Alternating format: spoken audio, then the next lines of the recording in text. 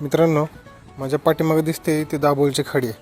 आता दाभोळच्या खाडीतनं आपण ferry boat पकडणार आणि पलीकडच्या साईडला जाणार आहेत. मी आत्ता दाभोळच्या खाडीपासून उभं राहिलेलो आहे. हे बघू शकता तुम्ही दाभोळची खाडी.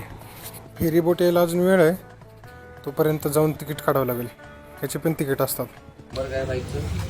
MS16 CM 5010 किती द्यायचे? सिंगल गाडी घेऊन जायचं असेल तर 65 रुपये तिकीट आहे. हे असं ते तिकीट देतात.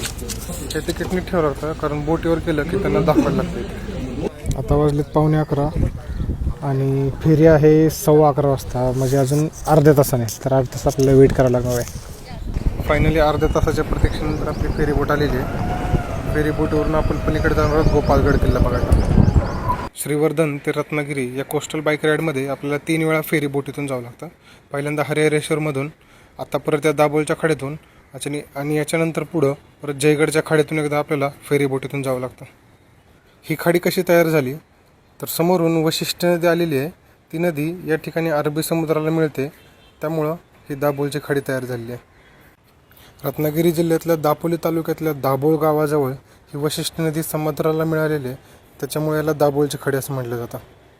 तर मंडळी, तुम्हाला ही माहिती कशी वाटली मला कमेंटमध्ये नक्कीच सांगा. आता आपण एन्जॉय करत पलीकडच्या साईडला जाऊयात.